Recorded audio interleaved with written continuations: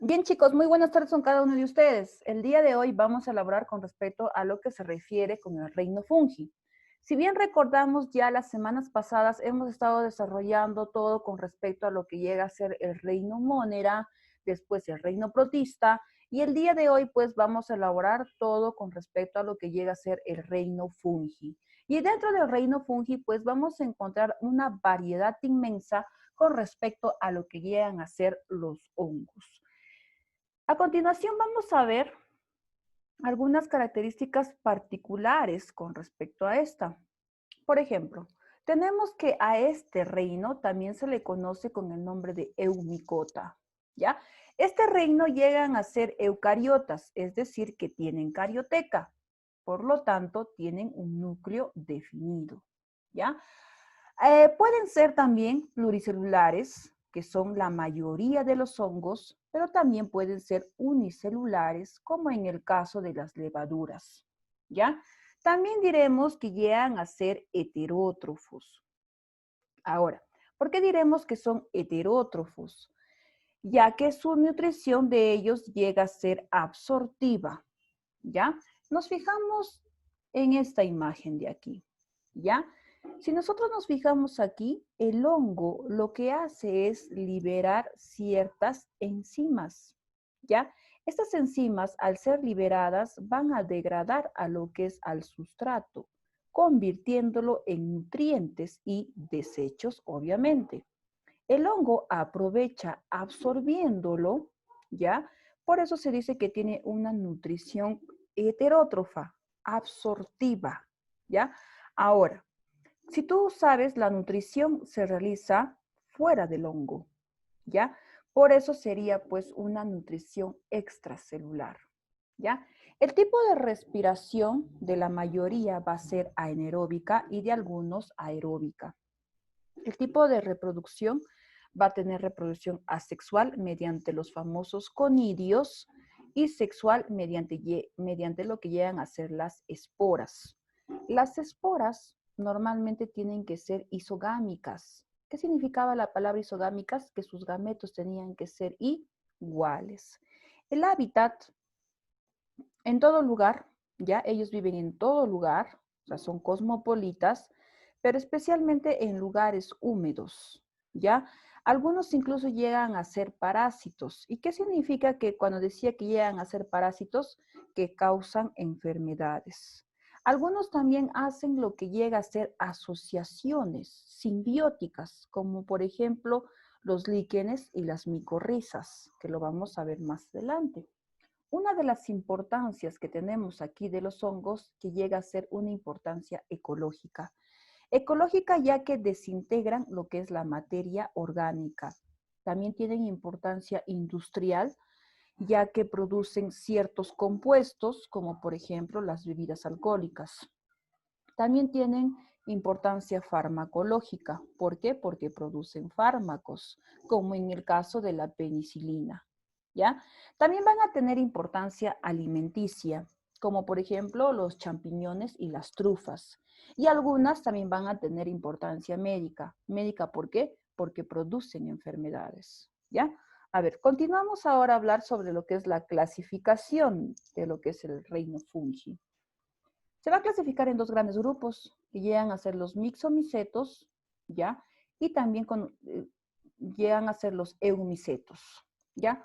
Mixomicetos, ya vamos a ver el por qué, y los eumicetos a su vez se clasifican en los ficomicetos, en los ascomicetos, en los basidiomicetos y en los deuteromicetos.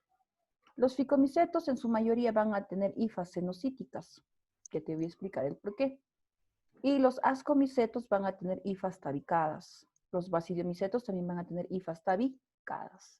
A ver, entonces iniciamos a hablar con respecto a lo que llega a ser los mixomicetos. En el caso de los mixomicetos, hijos, son denominados hongos mucilaginosos. ¿Por qué se les denomina hongos mucilaginosos? Porque son hongos que justamente son pegajosos, tienen la consistencia gelatinoso. ¿Ya? Estos hongos se les dice así mixo, porque viene de la palabra mixto, porque está entre lo que es la fase intermedia. puede ser un protista y puede ser un hongo a la vez, ¿ya? Normalmente estos tipos de hongos ya poseen nutrición heterótrofa, ¿ya? Se alimentan gracias a su plasmodio, donde se encuentra prácticamente su ADN.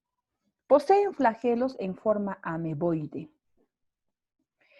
Mira, hijo, si ellos poseen flagelos, significa que ellos no van a tener hifas. Las hifas son así como las raíces, ¿ya? Y al conjunto de hifas se le va a conocer como micelio. Entonces, si estos tipos de hongos poseen flagelos, entonces no van a tener hifas y tampoco van a tener micelio, ¿ya?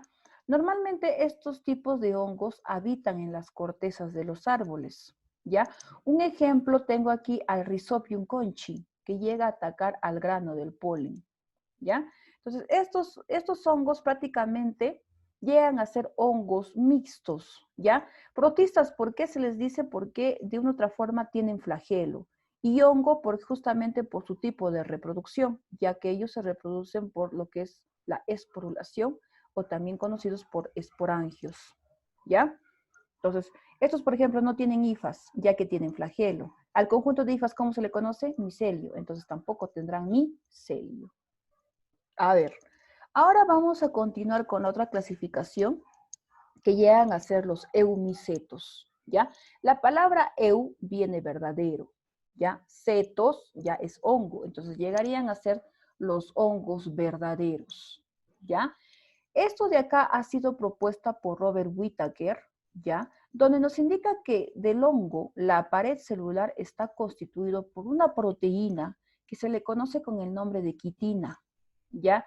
Ellos tienen como unidad celular a lo que se le conoce con el nombre de hifas, ¿ya? Escuchen bien acá. En realidad, hijos, ustedes se habrán preguntado muchas veces cómo es un hongo, ¿verdad? Un hongo, hijos, está formado por lo que llegan a ser células fúngicas, ¿ya? Y su pared celular está formado, ¿por qué te dije? Por quitina, ¿ya? Que es una proteína, ¿ya? Ahora, los hongos también tienen sustancias de reservas, ¿ya? Como por ejemplo la glucosa, pero en su cuerpo se va a convertir en glucógeno, ¿ya? Ahora, a ese conjunto de células fúngicas, me va a dar lo que es una hifa, ¿ya? Miras esto de acá, parece una raíz, parece un tallo, ¿verdad? ¿Ya? Esos de ahí son las hifas. Y va a existir de dos tipos, ¿ya? Van a existir hifas cenocíticas, hifas también tabicadas, ¿ya? ¿Cuándo se le dice que llega a ser hifas cenocíticas? Cuando sus células son totalmente independientes. Mira, ve, son totalmente independientes. En cambio, cuando se le dice que llegan a ser hifas tabicadas, cuando prácticamente estas células son separadas unas tras otras, ¿ya? Son separadas unas tras otras. Esa es la diferencia cuando hablamos de hifa cenocítica y cuando hablamos de hifa tabicada. ¿Ya? Ahora, recuérdate, al conjunto de hifas, ¿cómo se le conoce? Con el nombre de micelio, ¿ya? Los eumicetos pueden ser organismos pluricelulares o también pueden ser organismos unicelulares, como en el caso de las levaduras, ¿ya? Su nutrición de ellos prácticamente llega a ser heterótrofa. ¿Qué significa? Que necesitan de otros para poder alimentarse, ¿ya? A ver, dentro de los eumicetos vamos a encontrar otra clasificación muy grande, que por ejemplo aquí tenemos a los ficomicetos, ¿ya? Los ficomicetos, por ejemplo, presentan hifas cenocíticas, o sea, totalmente independientes. Sus células son totalmente independientes.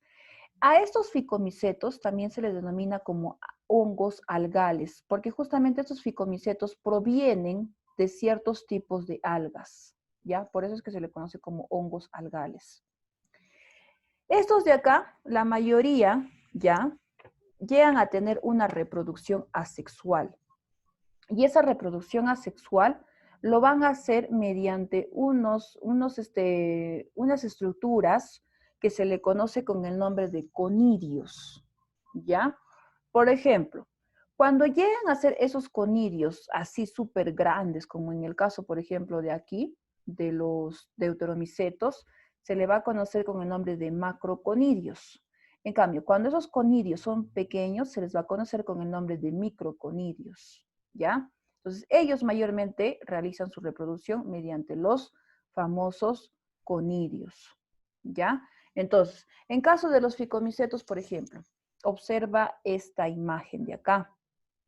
Ellos también son conocidos como hongos filamentosos, ¿ya? El cuerpo de ellos, prácticamente esto llega a ser el cuerpo, se le conoce con el nombre de esporangióforo, ¿ya? Este esporangióforo, ¿ya? Prácticamente llega a ser coronado por un esporangio, ¿ya? Estas cabecitas que tú ves acá arriba se le conoce con el nombre de esporangio, ¿ya? Este esporangio, ¿ya? Lo que llega a expulsar son los famosos cigosporas, ¿ya? Al ser expulsadas estas cigosporas, caen al suelo y se unen y forman lo que llega a ser un cigoto. Este cigoto da origen a lo que es una hifa y la hifa va a dar origen nuevamente al hongo. Eso es su tipo, su ciclo, ¿ya? De reproducción. Dentro de los ficomicetos encontramos a los oomicetos, ¿ya? Como por ejemplo el Phytophthora infestans, que produce la racha de la papa, ¿ya? Generalmente llega o daña o ataca a lo que son las hojas de la papa. También tenemos a los zigomicetos, que llega a ser el Rhizopus nigricans, un ejemplo, y esa es la que produce el moho negro del pan. También se le conoce como hongos filamentosos, como ya te expliqué. ¿Ya? El moho negro del pan, ahí está, mira, ve, tu pancito que está guardado debajo de tu cama por casi más de un mes, ¿no? Eso es generado. ¿Por quién? Por un hongo. ¿Cómo se le conoce al hongo? Como Rhizopus nigricans, ¿ya? ¿Qué cosa produce? El moho negro del pan, ¿ya? A ver, pasamos a la otra clasificación que llegan a ser los famosos ascomicetos. La palabra asco viene justamente de saco, ¿ya? La palabra asco viene de saco, ¿ya, hijos? Entonces, justamente a estos hongos se les conoce como hongos en forma de saco, ¿ya? Algo que tienes que recordar aquí es lo siguiente, que llega a ser la clase más abundante de los hongos, ¿ya? Los ascomicetos son la clase o la clasificación más abundante de los hongos. ¿Qué tipo de hifa presentarán? Hifa tabicada, ¿ya? En cada segmento o secto presentan uno o varios núcleos, ¿ya? En cada segmento ellos van a presentar varios núcleos o uno nada más. Ahora, ¿en dónde habitan normalmente estos tipos de hongos? En todo lugar, ¿ya? Algunos incluso son parásitos de plantas e insectos, o sea, van a generar enfermedades en plantas y en insectos, ¿ya? Por ejemplo, en el caso de acá, observa esta imagen de aquí, ¿ya? El saco, ya, el saco se le conoce con el nombre de ascocarpo, ¿ya? Este ascocarpo, ¿ya? Tiene dentro de ellos, en el interior, tiene lo que se le conoce con el nombre de asca, ¿ya? Este asca prácticamente está conformado por lo que son las ascosporas, ¿ya? Un ascospora, igualito, no cae al suelo y nuevamente va a formar lo que es el cigoto la hifa, y de la hifa nuevamente se va a generar el hongo, ¿ya? Ahora, si tú observas bien, algunos también de este grupo pueden ser unicelulares, como por ejemplo, tengo a lo que es la levadura de cerveza, ¿ya? La levadura de cerveza, en cambio, ella no posee lo que es pared celular, ¿ya? Ella, por ejemplo, realiza su reproducción por lo que es la gemación, ¿ya? Prácticamente aquí lo que hace es crece, ¿ya? Se hace grande y después se independiza, ¿ya? Así es como se genera la gemación en el caso de lo que llegan a ser las levaduras, ¿ya? Pero observa aquí. Entonces, si realiza este proceso de gemación, ¿por qué está en este grupo de los ascomicetos? Ah, es porque estas levaduras también pueden formar lo que son las ascosporas, ¿ya? También pueden formar las ascosporas, por ello se encuentra en este grupo, ¿ya? Por ejemplo, acá tengo pues las levaduras que llega a ser las Saccharomyces cerevisiae, que es la levadura de cerveza, y en exceso de dióxido de carbono también es utilizado para la elaboración de panes. Las neuroesporas, ¿ya? Tengo acá prácticamente la que produce el moho rosado del pan, el Clavices purpurea, ¿ya? Esto es una del que me produce el LSD, que llega a ser el ácido lisérgico, que llega a ser una potente droga, ¿ya? Y las trufas, que normalmente pues son utilizadas para lo que son las cocinas, especialmente por el olor característico que llega a brotar, ¿ya? A ver, continuamos ahora con el otro grupo que llegan a ser los basidiomicetos. Los basidiomicetos van a tener lo que llegan a ser las hifas tabicadas, ¿ya? Presentan basidiospora, ¿ya? Más adelante te voy a explicar. Estos ya llegan a ser los hongos más evolucionados, ¿ya? Entonces, por ejemplo, observa aquí esta imagen, ¿ya? Ellos cuentan con lo que es una volva, con un pie, o también conocido como estípete, con un anillo y con un sombrero, ¿ya? Si tú te das cuenta, en la base de aquí encontramos lo que es una laminilla, ¿ya? Se encuentra lo que es una laminilla. Dentro de esta laminilla se encuentra lo que es un basidio, ¿ya? Entonces, este basidio va a contener lo que son las basidioesporas, ¿ya? Por ejemplo, cada basidio va a tener 4 basidioesporas.